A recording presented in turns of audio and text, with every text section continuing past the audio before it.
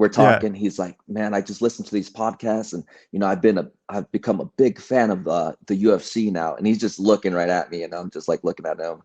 I'm like, damn, doesn't even recognize me, but oh well, I don't really care.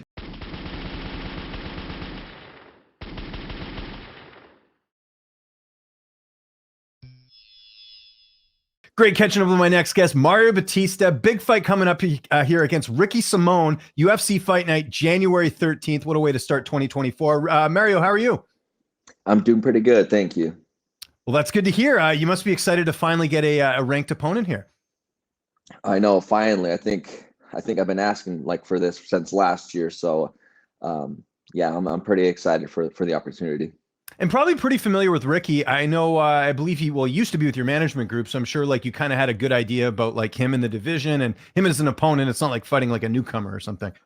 Oh no, yeah, and I've known of Ricky beforehand anyway. He's been around for a while, but yeah, I think just recently, I think I seen that he wasn't with Iridium, so I think when the fight was announced, like I checked and I was like, oh, yeah, he's not with Iridium anymore. So I'm not sure what really happened there, but yeah, still gotta fight him though.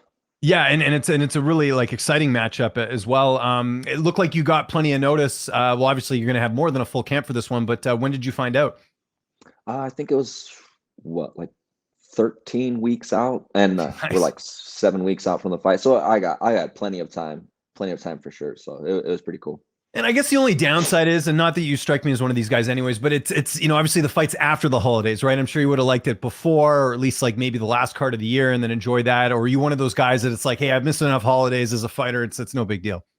Oh yeah, well, I was able to enjoy Thanksgiving. Thanksgiving wasn't too bad. I'm pretty far out, so I was able to have my fill for sure. So, Yeah. but definitely No. gonna have to skip out on some Christmas dinner.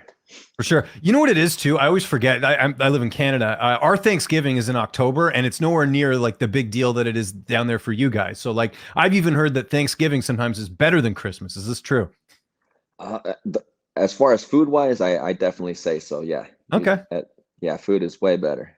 There you go. I'm missing out. Was this the right amount of time in between fights, or are you hoping to fight a bit sooner than this? I was asking what for December, so it's only what 3 weeks later, so it was no big deal. Yeah, Okay. but I think this is perfect timing for me. Get to learn in between camps and then start the process all over again. Ricky's got a 20-4 record. What do you know about him? How do you feel like you match up against him here? Uh, yeah, he's just like just a grindy fighter. Good conditioning, very tough.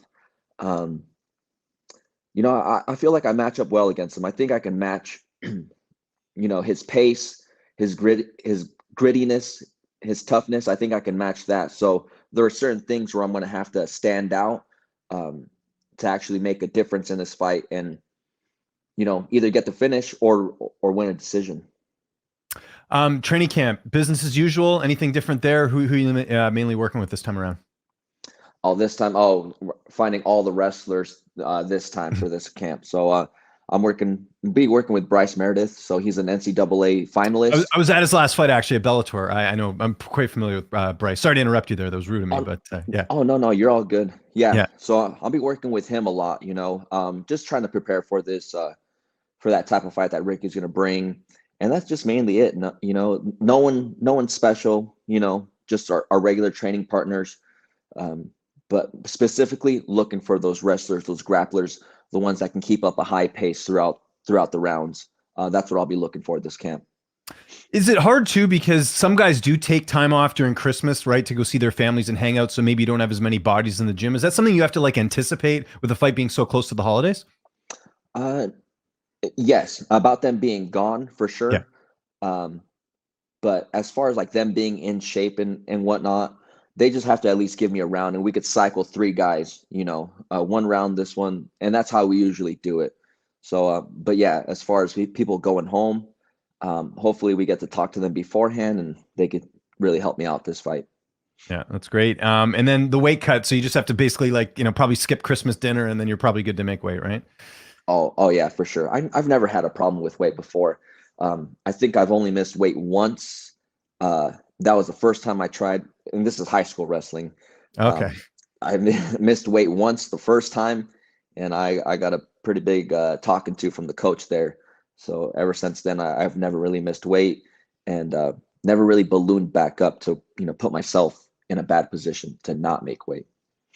Imagine John Crouch will be in your corner. Who else is going to be in the cage with you that night? I'm gonna have John Crouch, Yatsin Mesa, and David Michaud. It's the these guys I've had for the past, I think, my winning streak, to be honest. Yeah.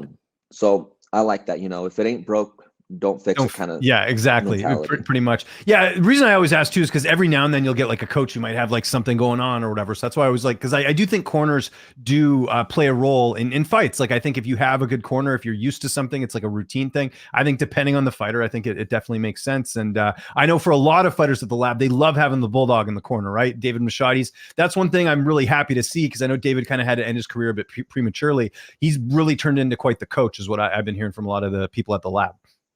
Yeah, a great coach. He knows when to turn on, when to be a coach and, give you advice and, critique you. And at the same time, he's one of my buddies, I've been there for 10 years now, and he's been there for 10 years. So he knows my weaknesses, strengths, how to talk to me. So I really like having him and Yachty there as well. How's this fight playing out on January 13th? How do you see it going down?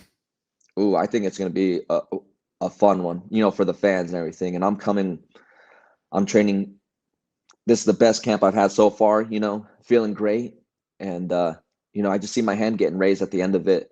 And hopefully a performance of the night, not a fight of the night kind of performance. So I was going to say, you got to get those extra dollars, which is great.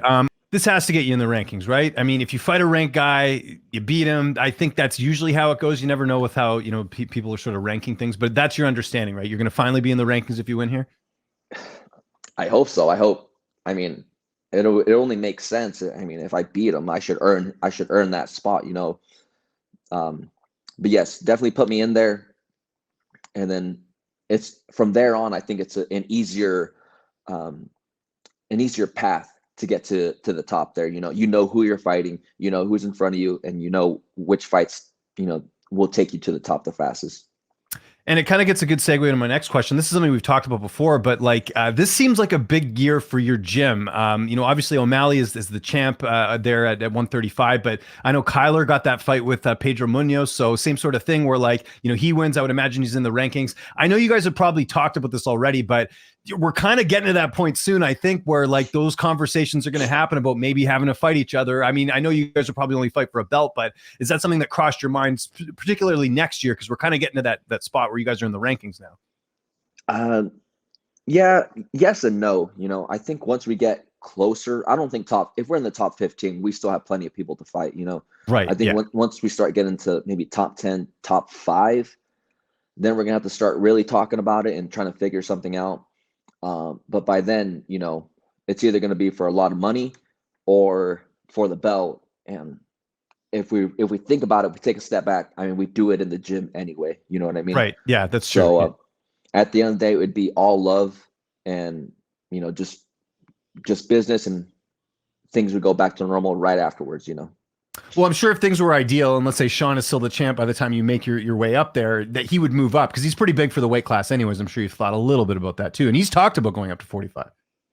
Yeah, I think he's talked about it, and who knows how long it'll take before I even get there. So, and he's, such a superstar right now, so he could, go up 45, take a boxing match, do whatever he wants at that point. So I don't know. We'll see. We'll see once we get there. I know I talked to him and he said, once I get there, he's going to have to, we'll share the belt. We're going to have to pass it around the gym. So we'll see what that means. There's a lot of things going on in your division right now too. One thing I wanted to ask you about, it hasn't been confirmed, but you know how I guess someone on social media took like a screen grab of like Dana's board, where it shows like the upcoming fights. And it looks like, and again, this is not confirmed, it looks like Corey Sandhagen is being rebooked against Umar Nurmagomedov. What do you think of Umar getting this type of opportunity where, a guy like yourself, guy like Kyler, it's kind of been in the UFC a little bit longer, got some pretty good wins. And I know obviously it's about, entertainment as well, but what do you think about Umar potentially getting that Sandhagen fight, even though Sandhagen took a fight already against Rob Font? I don't know. It is what it is. He's definitely writing that last name for sure. But at the same time, he is putting on pretty good performances. He knocked out Barcelos, I think, in his last fight. Yeah, he did. Yeah. So I think they're just trying to fast track him, and you know, he's performing, so and they want to push him. So there's not much to say about that. Hopefully he doesn't get hurt coming up to the second fight. Because if I was Sandhagen, I'd be pretty skeptical about him actually making it to fight night. Well, and I think the other thing with you specifically is like you've always been one of those guys. I'll let my fighting do the talking, and we'll worry about the other stuff later, and it'll kind of work itself out, right? Like you don't like. I'm sure you pay attention to the division, but all that other stuff, it's like that's not really who you are, anyways, right? Yeah, no, I'll never. Maybe I might change my mind once I get closer to the top. Top 10, top 5. Then you're gonna have to ask for those fights. But yeah, as far as right now, that's not my motive. My motive is just to fight, get these wins, and by that way, you keep winning. You can't deny me. So that's my motto. Before we go, how's fatherhood going these days? Everything, balancing everything, training, being a dad, all that other stuff. Yeah, it's going pretty good. It gets a little tough sometimes. She's 5 now, so we got a lot more activities to do. So today she has a Christmas play, so we got to go to that. But everything's pretty good. You definitely got to work on relationships outside the gym, not forget about things. So, but I think I've been able to balance it out pretty good and make everything a little bit easier for me. When you go to like school with your daughter, like do other parents know you're a fighter? I mean, I guess it kind of maybe there's a bit of a giveaway with some of this with the scars, but reason I ask is because like I cover MMA and I don't really tell anyone. I just kind of go to school and I'm just dad James. I'm not like reporter James. I wonder if you're the same way as fighter Mario as opposed to like dad Mario. No, I think I'm very similar. It's funny that you say that because just yesterday I was wearing my UFC shirt and we're picking up the kids, and one dad, are you gonna watch the UFC fights this weekend? Yes, Right, this and yeah. that. We're Yeah. talking. He's like, man, I just listened to these podcasts, and I've become a big fan of the UFC now. And he's just looking right at me, and I'm just like looking at him. I'm like, damn, doesn't even recognize me. But oh well, I don't really care. But That's good though. That's one less thing you have to worry about. I mean, imagine you did go to school, you got kids asking for your autographs. Like imagine if O'Malley pulled up, it'd be a much oh, different story, geez, right? yeah, he probably wouldn't be able to walk his kid to the classroom. That's for sure. Yeah, So exactly. No, yeah. there we go. Hey, Mario, thanks so much for doing this. We're looking forward to it. It is a UFC Fight Night, January 13th. If there's anyone you want to thank, any sponsors, any social media you want to mention, I'll give you the last word. No, I just want to thank the MMA Lab, Ridium. And if you want to find me on Instagram, it's Mario_Bautista MMA. And then also just want to thank you for doing this interview again. Another one.